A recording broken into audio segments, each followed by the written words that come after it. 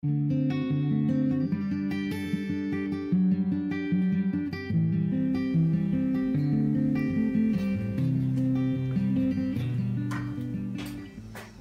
back to Great Lakes Junction, everyone. So we're doing another makeover video. This time it's not a room, but it's a piece of furniture. So this china cabinet my wife has had for nearly 50 years, or in that area, and it's held up very well. The finish is still great on it, just tired of the color of it, so she wants it painted. So we're going to paint the bottom half a darker gray color, and the top half she wants painted a much lighter color than the bottom. So we need to remove the hardware, the glass out of the upper doors, see how this stuff is going to sand down, whether we can sand it or whether we have to go with a liquid stripper or not. And then we'll get it cleaned up and prepped, and we'll see how it turns out.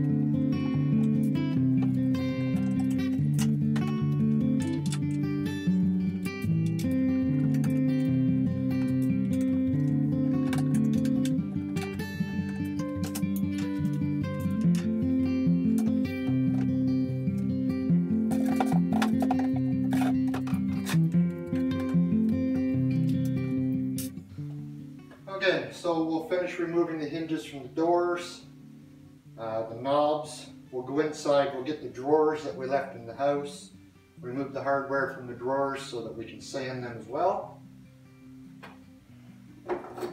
We have one broken piece of wood. It was chipped off one of the back bottom legs, so we'll glue that back on and do that repair while we're at it.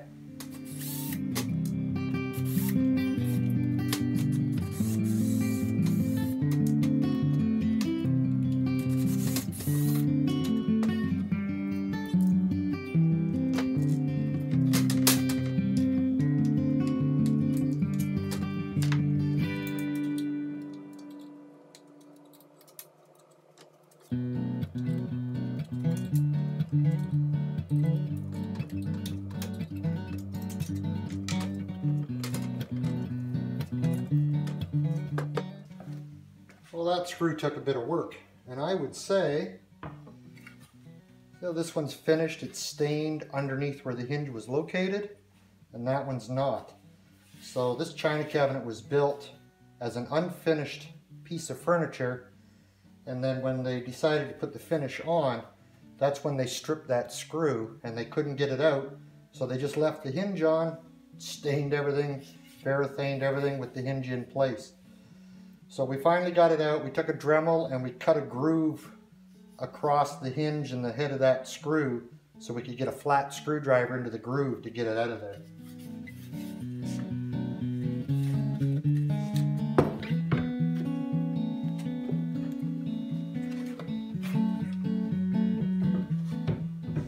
Well, these bottom panels, or bottom doors, luckily they've got the same kind of a wooden nailing strip that I can remove and then take that panel out. So when it comes to sanding, instead of having to worry about trying to sand real good in these corners, the panel will be out of it and it'll be much easier to clean it up.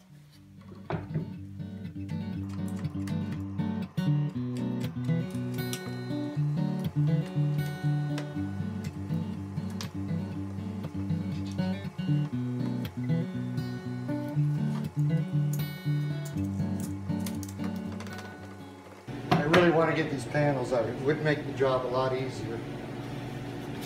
But they were in place when they put the varathane on, so it's really thick in those grooves and it really hasn't stuck in there. But I'll keep working at it. we'll get those three apart, move on to sanding.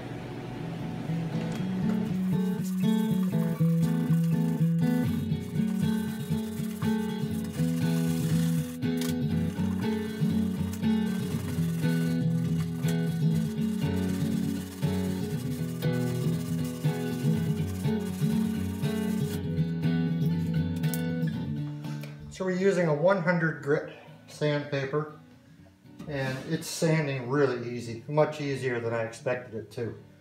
So it's not going to take a lot of work to sand this down. I've only been at it for maybe 15 minutes, and I've got this bottom portion finished. The crown molding around the top is finished, and some of the rails here on the front of it.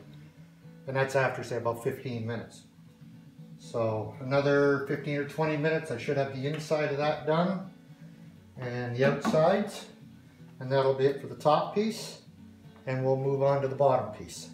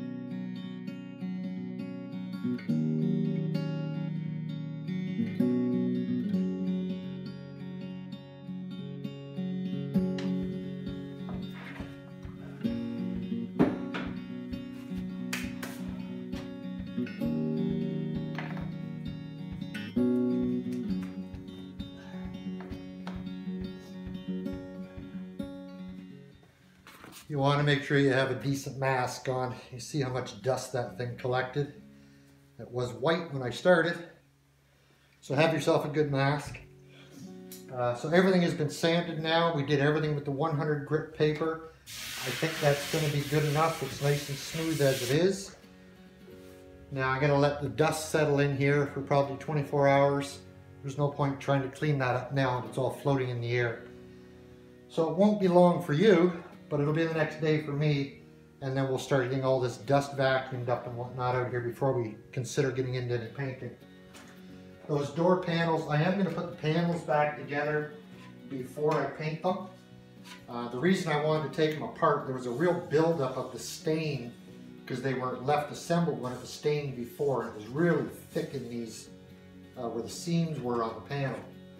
But I want to put those panels back in before I paint them so the doors all get painted all at once.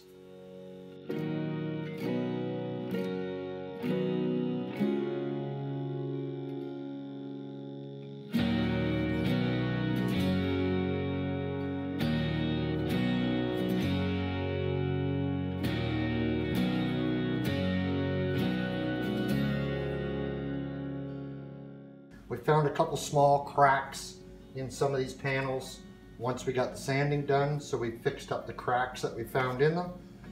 Now I've reinstalled those panels because when I paint these, I want everything painted as one piece. Typically there'll be this seam between the panel and the frame. It'll show up as a crack in the paint, and I don't want to have that happen. I want it to be one smooth looking panel. So I'm actually going to put just a very small amount of caulking in that crack, and I'm using caulking. It's paintable, but it's flexible. So if these panels want to expand and contract with moisture changes at all, it's not like gluing it where you're trying to stop it and then they will crack. So that the caulking will still allow some movement in this wood.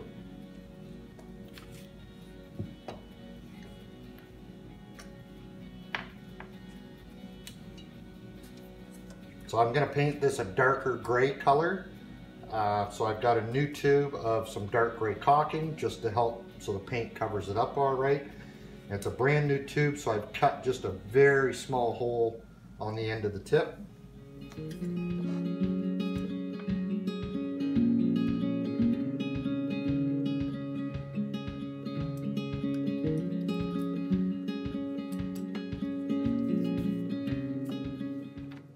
And I don't want a rounded bead of caulking, I just want it to fill the crack. So I've got a piece of scrap wood, it's got a nice square edge on it, and I'm going to scrape out pretty much all of it and just leave behind what wants to stay in that crack.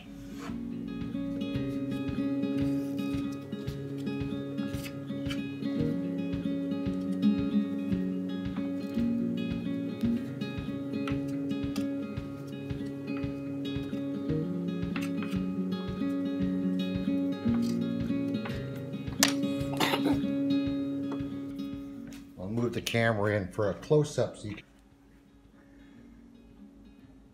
so I'll go over that again just to smooth it out a little bit more, get a little bit out of those corners. But that's what I want, is down there where that crack is.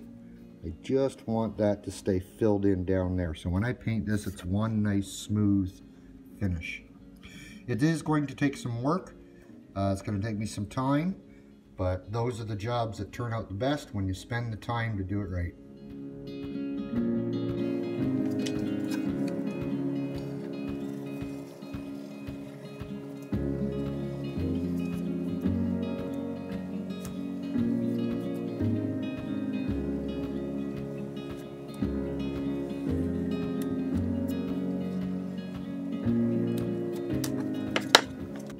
So you can see the gray line down there, that would have showed up as a crack when this was painted. That's the gap that it filled in between the panel and the door frame.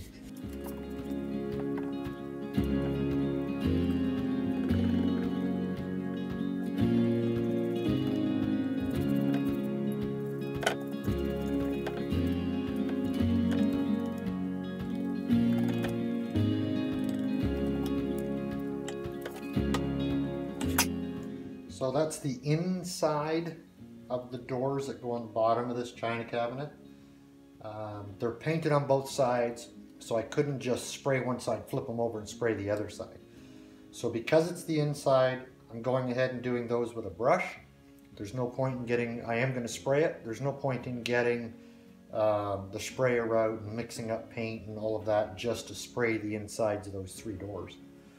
So we'll brush coat those. We'll let those dry. We'll give them a second coat, let that dry, then we can set them down on that side so that we can spray the top. Everything else is ready to go. I just have to go over the stuff with a tack cloth to get rid of any of the fine dust. I'll do that while those are drying.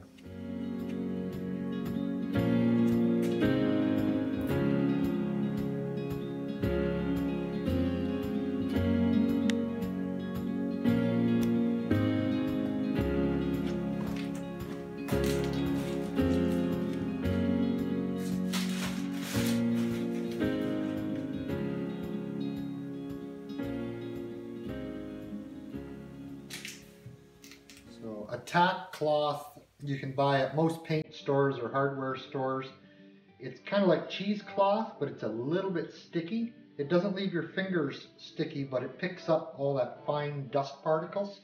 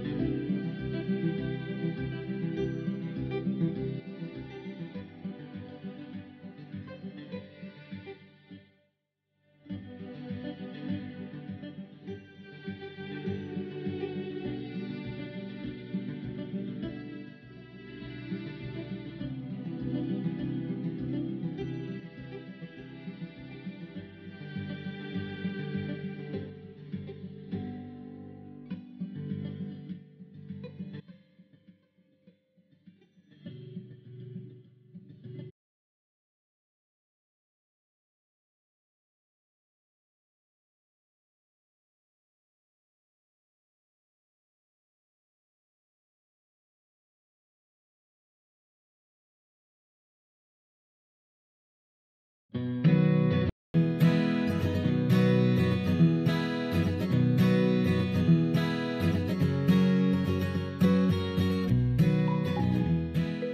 we've done a second spray coat on everything.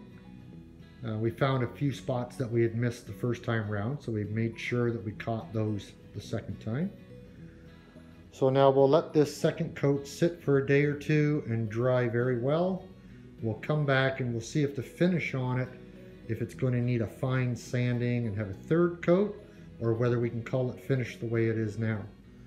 So spray painting it, I'll just show you how much I've used so you can see what's in that quart can. So I've used maybe a third of that 1 quart can of paint. Now I did thin it down a little bit to go through my spray gun. I put in about half that liter, or yeah, about half that quart I dumped into the can that comes with the spray gun. Okay, so if you figured half of that would be 500 milliliters that I dumped into here, and I put 100 milliliters of water in with that and mixed it up. That seemed to make it thin enough it went through the spray gun very nice. I've been playing with the air pressure on that gun when I'm spraying. Different kinds of paint takes different pressure. That mixture of paint seemed to work really well, just under 60 pounds pressure coming out of the air compressor for the spray gun. It seemed to spray really good, so that's what I'm going to stick with for doing that sort of stuff.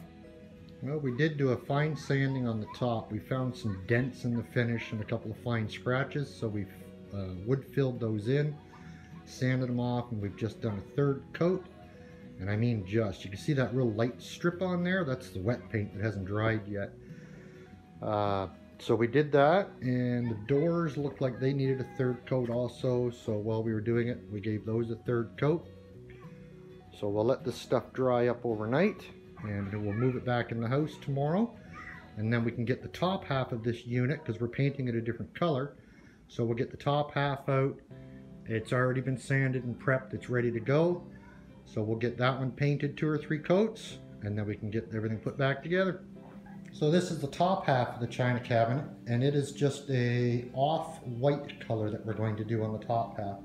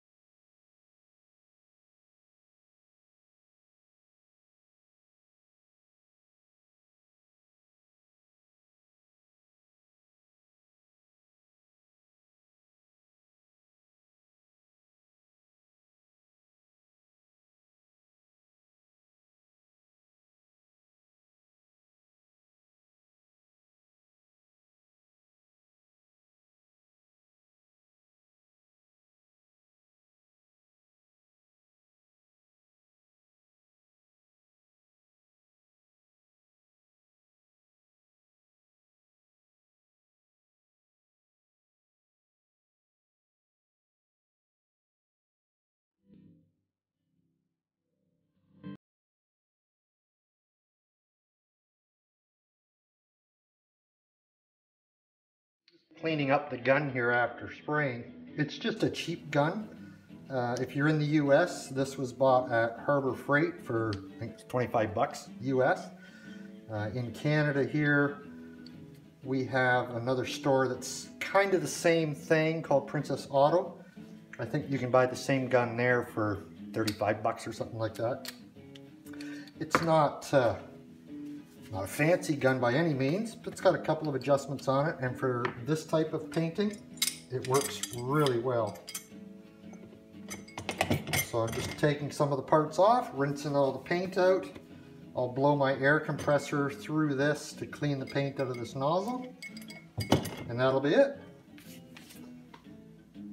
Well, we have finished painting. We've got it all reassembled and back in place. I think we're going to stick with the color of the gray that we had on the bottom. We're not going to go any darker. That's a nice transition from that gray to the floor, the walls, the trim, everything else.